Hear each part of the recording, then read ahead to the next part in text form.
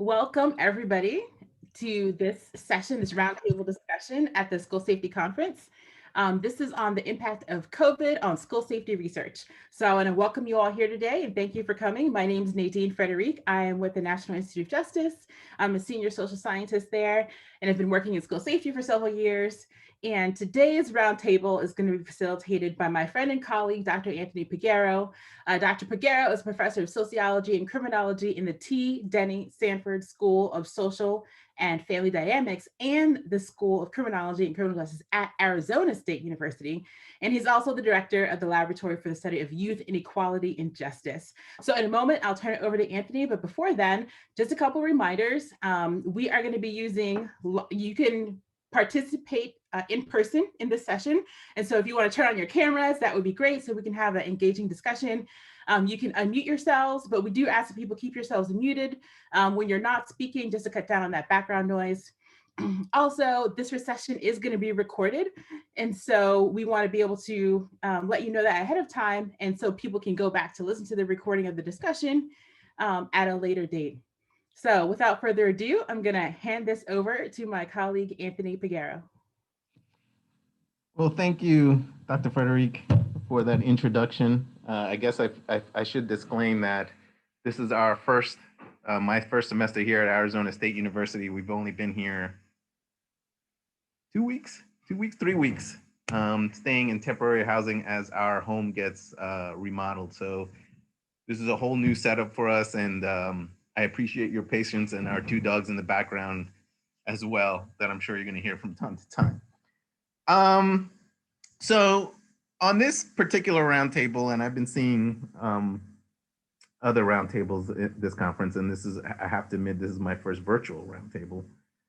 So these are one of the things I wanted to talk to Nadine about as she was organizing this conference was our experiences. So I'm going to pull this up real quick. The general ideas of the way I envisioned what I thought this roundtable would be about. So there's 2 ways that I was thinking about it, and 2 ways that for me really got me thinking about who am I as a scholar, which is something I always, of any of you who know me, that's something I think about often. But when it comes to being on these different multiple projects, as soon as March came around, with not only thinking about COVID, but also the protests and the civil unrest surrounding racial equity around George Floyd and Breonna Taylor, it really created a shift, I guess, 2 ways. I mean, the most immediate shift for me, and I think for a number of my colleagues, is how do we get this job done? And how do we conduct research? How do we even think about going into schools with travel lockdowns, but also us working from home, the inequities that clearly emerge amongst our teams and our research teams when it came to people who had children at home trying to get work done. For me, the disparities, inequities, and ways and perspectives of being in the academy where people will still need to get research done, publish, do all these different things, and thinking about tenure and promotion, but also universities under this budget crisis starting to think about, well, go get more grant money. But then at the same time, how are we supposed to submit grants when we don't even know when we're going back into schools and how to think about going back into schools? But also, even with my think tank colleagues across different institutions, the idea of productivity still had to be established in terms of working from home. I mean, there were a couple of moments while we're having these team meetings, which we have, assumed that, we're meeting face to face, people working at home out of their garages with multiple kids at home. And at the same time, the inequities with how COVID is impacting so many different number of us on the research team and trying to accommodate for that in terms of family members who are getting sick, as well as the idea of, even for myself, struggling with the number of family members, but also colleagues and friends, at the initial images of how it seemed like New York was under assault under COVID, where so all these things were, and the people that I knew who had passed from COVID really put a real shift in not only how to think about work as a scholar, during these times, but also the other aspect, those two things of how do I think whenever I put a question that post COVID, because I don't even know when that's supposed to happen, and not even sure what's the benchmark for that. But I mean, these are things where I know for us, like even how to think about school safety, and we were still holding meetings and we're still meeting with school administrators, teachers.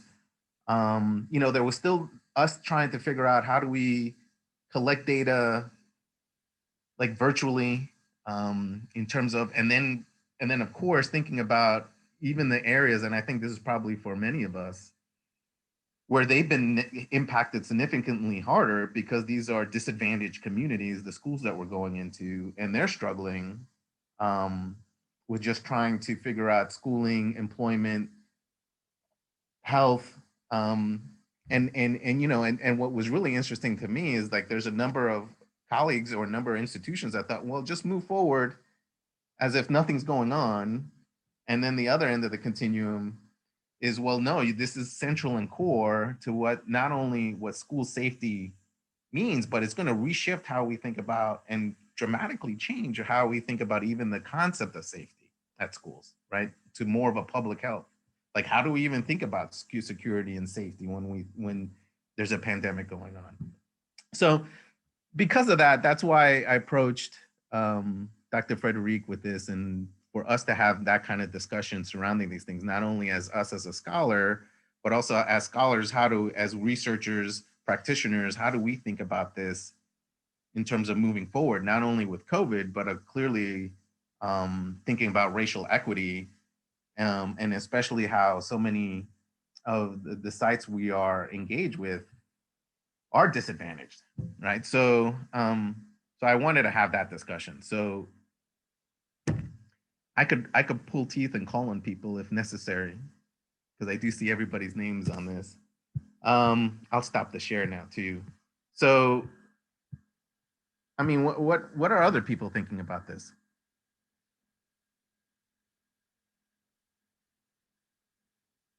I'm gonna call on Maury, because Maury and I and our teams have had these kind of discussions in the past. It's the same with Ben. Can I jump in really quick? I just had a thought to share really quick. Mm-hmm. So I think, your point about how we pivoted, or how different people approached sort of like pivoting to this new world, doing things remotely and virtually. On one hand, it's been great to see that people have been trying to, figure out the virtual stuff, try to have care and sensitivity to how that goes. But I think so for us at NIJ, we've been working remotely since March 13th. But the challenge and the thing that I have noticed is that even as we do we're doing this conference virtually, we've been able to pivot in that way and try this thing new, but it doesn't replace meeting in person. That interaction with people one-on-one, face-to-face, there is nothing that's going to replace that, and that the feeling that you get, the camaraderie that we're in this together kind of feeling. Now we can try and do that over Zoom like we're doing right now, but there's still a part of it that's missing. And so I just wanted to emphasize that point. So even as we're thinking about our research, getting together with our colleagues, doing research together, working together, there's a part of it that's definitely missing. I would just certainly concur with that. I mean, one of the things that we've continued to do is to meet with our partners, and as you described, Anthony, it's been a difficult shift in the sense that I remember once schools shut down here, there was a real scramble for all of us who are concerned about young people. I mean, about knowing what's happening. I mean, in fact, I think I may have even shared with Nadine at the time that the district reached out to me like, do you know what's happening with, how many kids have access to internet and even some of that basic information. And you know, one of the things that I feel like we did end up doing is just really kind of changing our focus in the short term to say, how do we find out where young people are and what their needs are given this new context. You know, we have been remote for most of the academic year this year, and what I find is that again, it just exacerbates inequities. I mean, the ones that were already there. And I think one of the things that I have found was already happening in my thinking, but even more so now is that what the conditions that young people live in are important for schools, and both for the individual kids, but also for what happens to them in the context of school. And I think this has also helped our district really kind of come to grips with that. You know, one of the things that we have as a part of our project is a survey on neighborhood safety and well-being. And when we went to remote, it turns out that that's probably the most complete data that the district has around the conditions that their young people are living in. I mean, and experiencing and during remote learning. So it's essentially a kind of de facto school climate survey, because it's trying to say it's trying to assess what are you living and experiencing outside of school. Last thing I'd say is that I also think that the district, because of that, has come to value more and more looking for ways to understand what's happening for their kids. And you know, we had at one point there was concern about what kinds of data collection would happen this year, given that everybody was remote. And it's interesting because we didn't push. I mean, we were like, you know, you've got first the job to educate young people and to try to help them be successful. So if you're able, great, but we're not going to push on this. And it's interesting because, again, the district kind of came back and said, no, this is one of those that we'll prioritize because of the types of information that it gives them in their own planning. And I think that's going to be a challenge for us going forward. I mean, one of the things that I may have mentioned is that we're also doing this in the context of Breonna Taylor and George Floyd, and just people really rethinking what it means to be Black. I mean, in the context of an institution that hasn't always valued Blackness. And I think one of the things that we're still trying to find is ways to capture that piece, given that it has become clearly important to a significant portion of the kids that we are most concerned about in our research. I'll jump in. Anthony, how you doing? Mike Clancy. Hey, Mike. With how you doing, Mike? I think we can actually look at other models of where there's significant disruptions. I used to work for the National Center for Education Statistics, and many of our collections were disrupted after Katrina, where lots of students were just removed from whole districts. You can look at other emergency preparedness where there's hurricanes on the coastal areas or tornadoes throughout the city, and they have significant disruptions to where schools are, to schools, actual physical location of schools and their conditions, and also where students end up. There's a lot of displacement. There's a lot of challenges where the continuity of services, if you will, to students, not only assessments and learning, but also the services that they tend to receive, especially in vulnerable populations where it's around food security, it's around all these other factors that are really highlighted with COVID. And COVID's, you know, a super example of that. But you know, from even thinking about the research and how that impacted large-scale studies, I just happened to work on a longitudinal study at that time, and a whole chunk of our sample was displaced, and tried to look at school effects. Of course, there's problems. So there might be some insight where people have looked at these other types of events where they had massive disruption to the traditional school model. Thanks, Mike.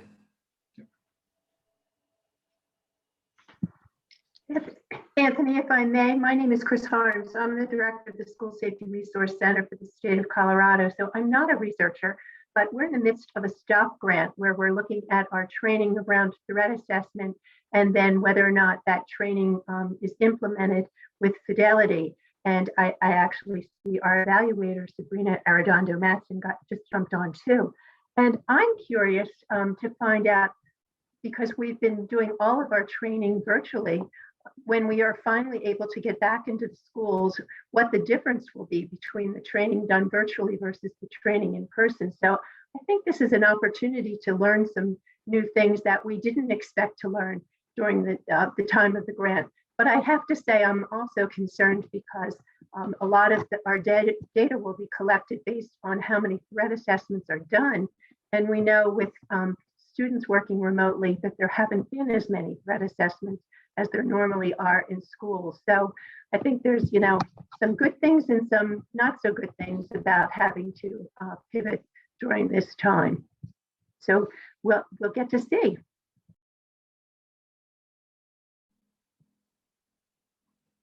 Well, just to follow up, Chris, I guess for me, that's also been one of the things, and it's not just training, right? Like what are schools going to look like? There was this movement anyway prior to this of trying to have more students go online and get their education. And what does that mean? Is this going to accelerate that? You know, even looking at the news coming out of Chicago and how they're struggling between administrators, families, teachers, communities, like what does going back safely look like, and what this means in terms of trying to get kids back into school, and at whose safety should we be prioritizing, right, when it comes to health and well-being, right? So those are all things that I think you sparked, though everybody's sparking up that, you know, for me, the answer is I don't know. If I can share my experience for a sec, which is very somewhat different, because I wasn't in any schools collecting data, you know, when everything shut down, you know, and like you now, Anthony, you know, I'm a full professor, you know, and I've been trying for the past year to use that position of privilege in other ways. So I've taken a step back from, you know, I was starting a big book project and I completely distanced from it for a good 6 months, and doing other projects, and instead filling my time with trying to reach out to more junior scholars and grad students and do more mentoring to help people through difficult time. Volunteering at the food bank much more, you know, to a more personal kind of less academic, I guess, sort of help, because it seems more immediate and I'm not in need of promotion or publications for career advancement in the same way.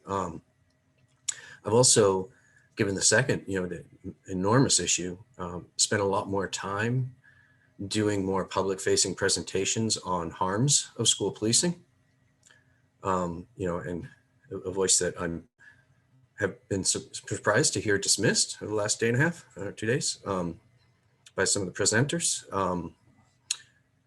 But, you know, through working with the ACLU Delaware to help train teachers on racial bias in school punishment, or op-eds in Delaware paper, or, you know, other more public facing, you know, issues. So I'm not suggesting this is right for everybody, because other people have different concerns of need for publication, promotion, and jobs, and so on.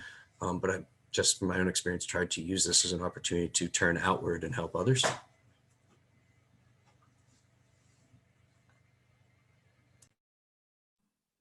Thanks, Aaron. I know for myself, the struggle, like that's always been there, right? Being, as scholar of color, um, got pushed out of high school in New York City, and trying to find that balance between being the objective researcher, the scholar, and then in moments where, and of where there's clearly um, inequity, and there's clearly a movement in terms of not only just racial equity, but also trying to think of inequality even broadly, and what's our role and responsibility. And at the same time, I can't stress enough what Maury says, like we have school administrators coming to us seeking advice, right? That really changes who we are. We're not here to collect data, right? We're advising, and we're trying to be consoling. We're trying to be supportive and encouraging, trying to be as helpful as we can to get them through and give them as much information and support as possible, right? And then it really tested us, right, in terms of who we are as scholars, and trying to not only understand and investigate and address school safety and school violence, but also who are we in terms of trying to, I don't know if activist is the right word, but try to be more supportive and to be engaging as human beings in this time, right? Not only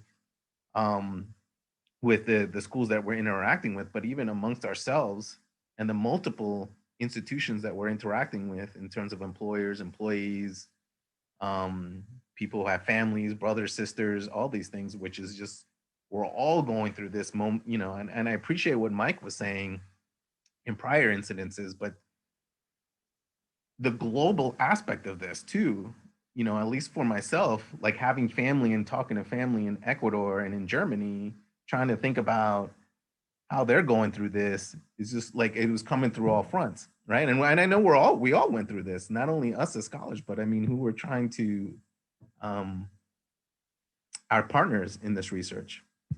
So thanks for that.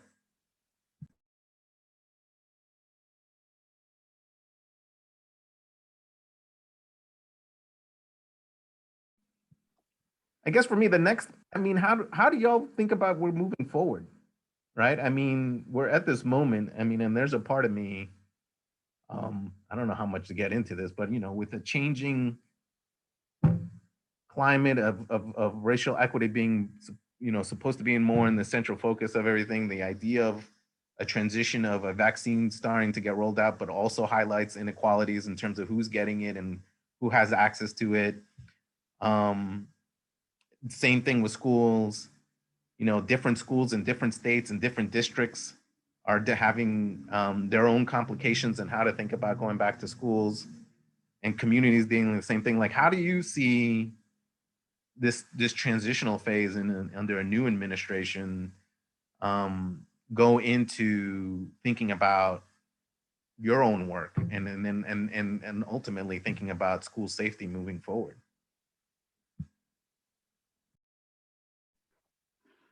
I was thinking about the same thing, Anthony, and a couple of things have come up for me. One is thinking about, are there questions that we're now perhaps in a position to both pose and answer as a result of what has happened over the past year? And a couple of ways in which my own work has kind of changed or more. One of the things that we quickly realized was, again, that the inequity was built into access to internet and various types of computers, devices to be able to log on to do virtual school. And one of the things that we began, me and a few colleagues, is a kind of a digital literacy kind of engagement with communities that we knew had both low access, but then even with access, we're having trouble figuring out how to utilize the technology in the ways that come naturally to some more privileged parts of our community. So it just kind of reminded me of just how layered the kind of inequity is. It's not just in kind of broad terms of financial inequity, or but it's really in kind of the social regularities, the types of behaviors that people engage in, the types of places, access to information that people have. And I think one of the things that we're now thinking about is, are there some ways to be able to pull that apart so that we can be strategic and intervention going forward? That is, as I said earlier, I think safety is, at least I define it as something broader than kind of discipline referrals, and certainly well-being is kind of it encompasses not only what's happening at school, but also how well young people are able to function in their lives. And I think this perhaps gives us another opportunity to gain insight into that piece, in addition to those specific outcomes that we were looking at prior to now.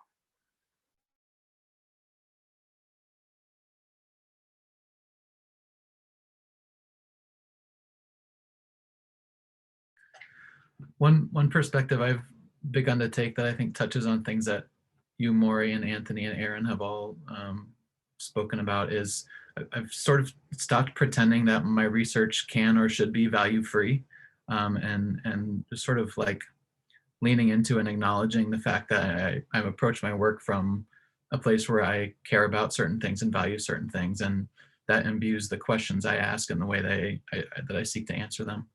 And I think, especially being in the city where Breonna Taylor was killed, that I think it's silly to approach it in any other way in my particular context at this time. And that's something, for better or for worse, I've been talking to my graduate students about too. So, yeah. Thanks, Ben.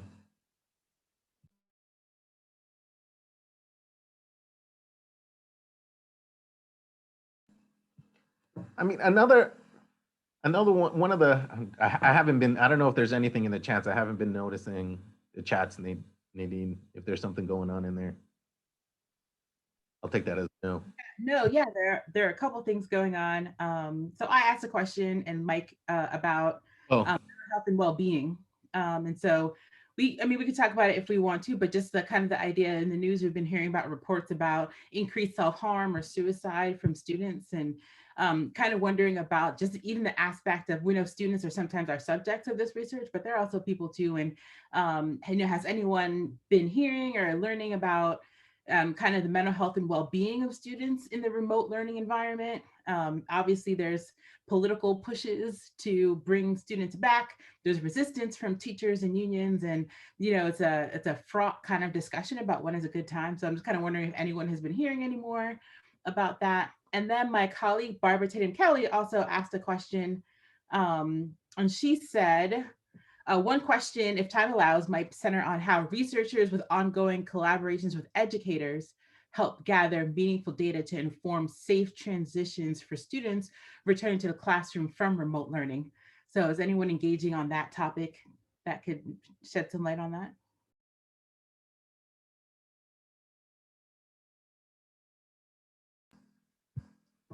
So I know the projects I'm working on, nobody's transitioning back yet.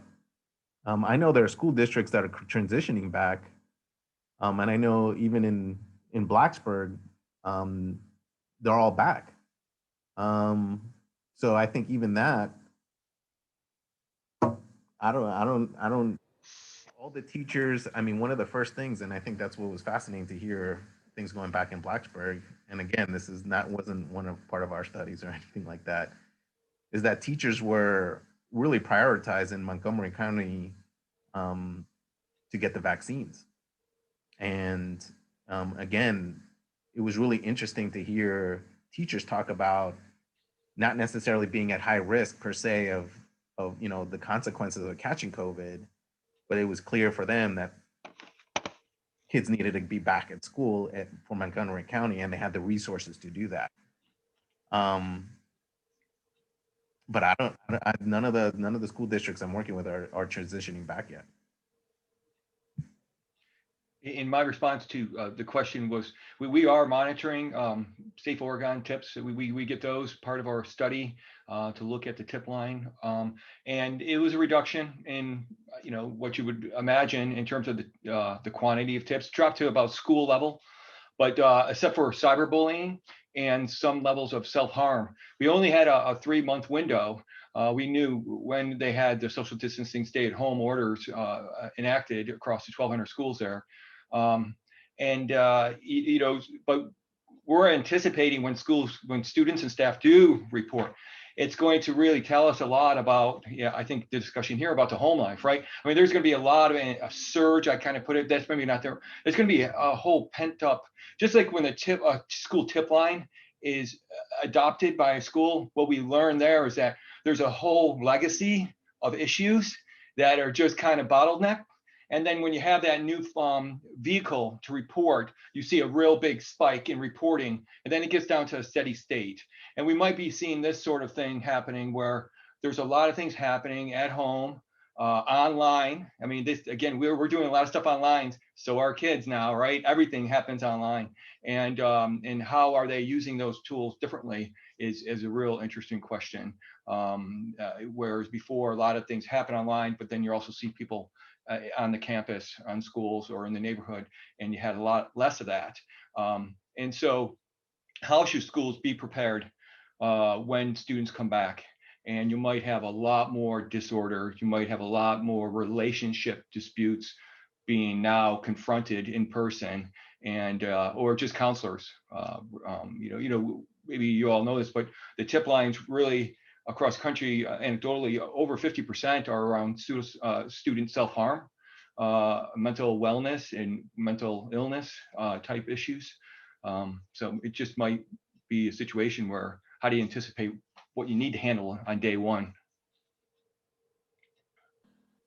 Thanks, Mike. I know, Frank, you wanted to speak. Hi, yeah, this is Frank Dansis, and I was principal at Columbine and still do some work with Jefferson County. In the state of Colorado, all the elementary schools are back in person, but the high schools now and middle schools are getting ready to go back. And I think some key points, teachers unions are really playing a major part in teachers returning. And they said that the teachers are not going to come back unless if they're vaccinated. And so our governor is trying to get everyone vaccinated, and they're hoping to have everybody in person. But one of the things, and I still do a lot of work with the high schools in Jefferson County, some of the things that you're touching upon are so relevant. We've seen, I think, 3 or 4 suicides since the pandemic's taken place. The other thing, we see kids involved in crimes that was never anticipated. Unfortunately, there were 2 kids at a local high school that were involved in a drug deal that went bad. And these were top honored students, kids that you would say when the warning signs aren't there, but they ended up setting a house on fire, killing 5 people. And unfortunately, they set the wrong house on fire. And it was the house next door. So we're seeing principals that are dealing with things right now that they're really concerned in. One of the things that we're battling in the state of Colorado right now, and I'm a strong advocate, they really want these kids to do all the standardized testing and all of this thing. And that's the last thing on these kids' minds right now, the mental state right now. And there's a lot of feedback for the teachers saying, how can we give these standardized testing? There's enough pressure. And so we're really trying to work with the governor. But whoever said, boy, I think the mental health piece is so important right now, and having counselors come in. And I know one of the things that we're advocating for is, unfortunately, last year with the pandemic, I think most school districts had enough money in their reserves to get through.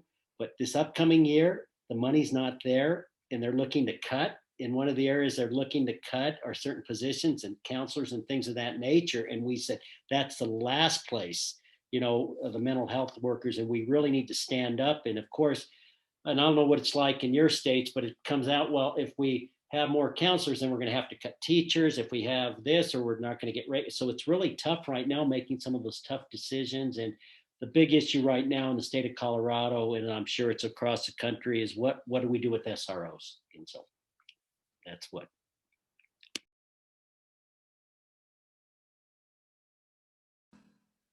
Thanks, Frank.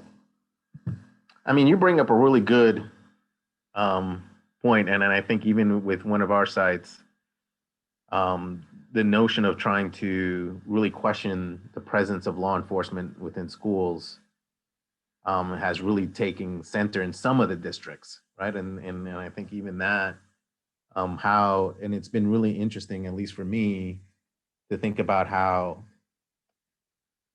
many of us think like it's just a given law enforcement's going to be on schools, while while a whole bunch of other people are really being critical is like, why do we have law enforcement at schools? And I think for me, those are the things of, I moving forward, I don't know how we all, let alone NIJ, thinks about these kinds of things in terms of how do we think about school safety, and then what is that? Is it a reshift? Is it a new paradigm way of thinking about school safety where it's more about public health, or are we still thinking about from a social control kind of approach of thinking about what does it mean to provide a healthy and environment to students, right? And let alone the very clear porous boundaries of what a school is, right? And I think those are real challenges that we're going to have to face, not only as scholars, but I think even our institutions and different levels of government and policies are going to have to try to approach.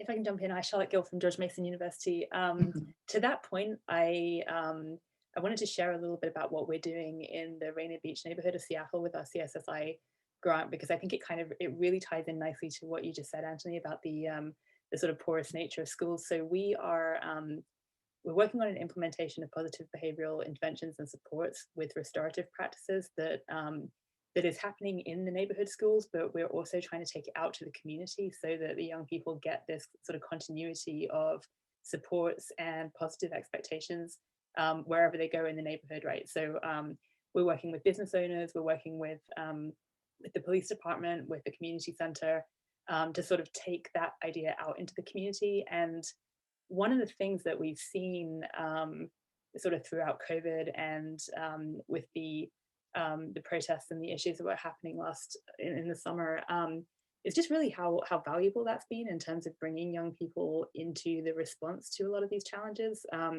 We've had kids in the neighborhood who've been able to connect with local community groups and deliver groceries to residents who were having trouble getting to stores at the beginning of the pandemic. They've been working with a local nonprofit to run sort of hotlines for information so that people in the community can call when they need to know about where to access healthcare and vaccinations and that kind of thing. So it's really been interesting to see how when you sort of take a positive approach to sort of behavior management and setting expectations, we're really starting to see how that can sort of go out from the schools into the community. And in terms of both the sort of national incidents with Breonna Taylor and George Floyd and others, but also some crimes that have happened locally in the neighborhoods and particularly homicides. The restorative practices piece has really been valuable in creating these kind of community healing spaces and areas where we can use those principles to bring people together to sort of process what's going on both nationally and locally. So yeah, I just wanted to share a little bit about what we were doing that kind of ties into that. Question I have for all of Thanks you. for that. The question I have is there been any, and I know there's safety surveys that are done for schools and things of that nature, but has there been anything out there? What is the response from kids? I mean, in various areas. And I think a lot of that has to do with certain cities and things of that nature and the climate and things of that nature, because I think one of the things that we're looking at right now with these SROs, do kids feel safe? Do they feel that SROs are that person they can go to, an additional resource? And what are the kids saying throughout the country on SROs? I can maybe speak to that a little bit. I'm working on a meta-analysis right now of the impacts of SROs on a variety of different domains. One includes their perceptions of safety at school. And we essentially, as an average across the studies that have been done so far, we find essentially null effects. So I'm sure there are some studies that show maybe there's increases in perceptions of safety, some that show it's worse, but on average, there's no statistically significant effect. And I'll also mention some mixed methods work that I've done in a particular school district where we've using surveys of elementary school students as well as focus groups with them.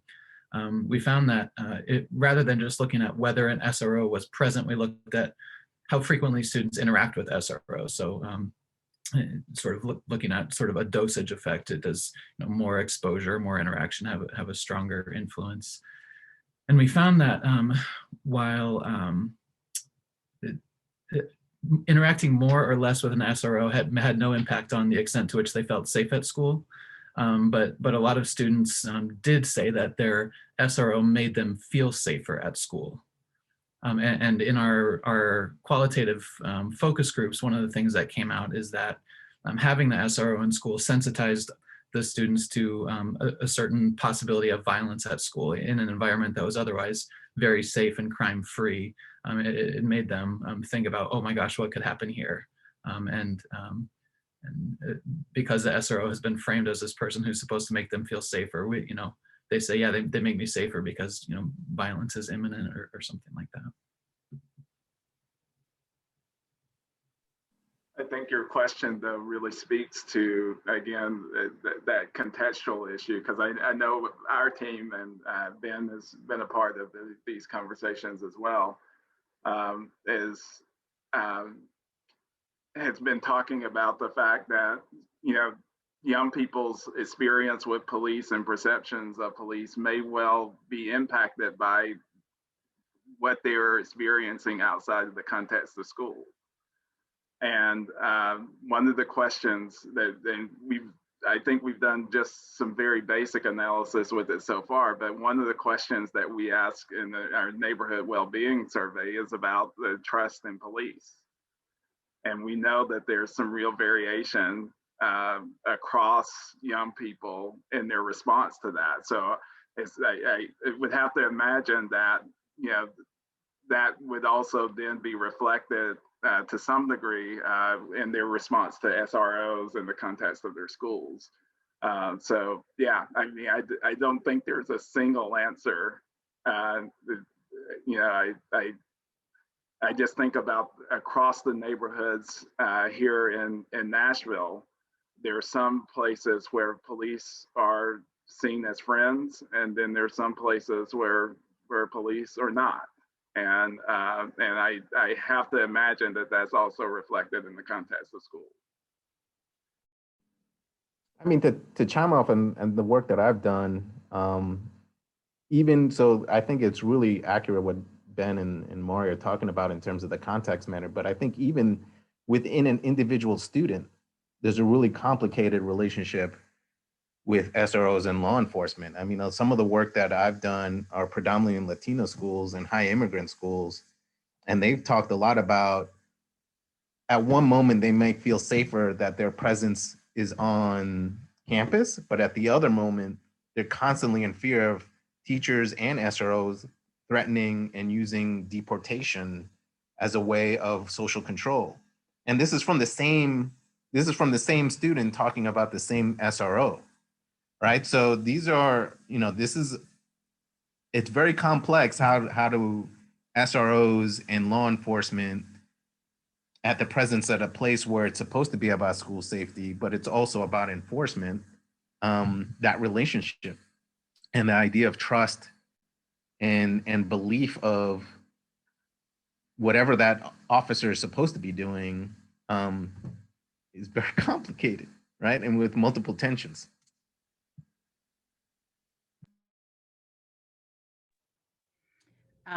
I feel like the bad guy jumping in on this point because we are about out of time for this roundtable, just when the conversation was getting juicy and interesting, and I'm sure a lot of people were, have different things to share. So, but I will thank you all for your participation.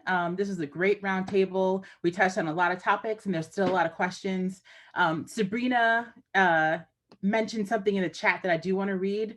And she said that, she also wants to know what schools are doing to plan for recovering from this pandemic. How will schools deal with the mental health challenges for students, staff, and parents, delinquency and violence that may increase, academic loss, school financial situations, and how will schools deal with the disparities in these areas, especially for students of color?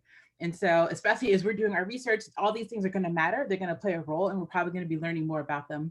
So thank you, everybody, for participating. We do have a 15-minute break, and then we can move on to our next breakout session. So go back to the website and choose your breakout sessions. And Anthony, thank you so much for facilitating this conversation. You did a great job as usual. We had a really good conversation. I think we had a lot of good input from everybody. So again, if we were together, we'd be giving you a round of applause, but I will give you one. So everybody have a great rest of your day, and thank you so much for joining us. Take care.